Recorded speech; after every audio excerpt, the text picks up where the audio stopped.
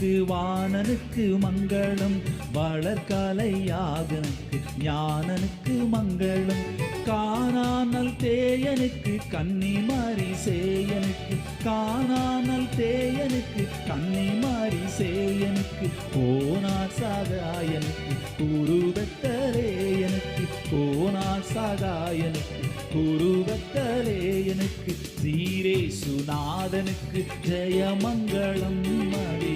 திரியேகநாதனுக்கு சுபமங்களம், சீரேசுநாதனுக்கு.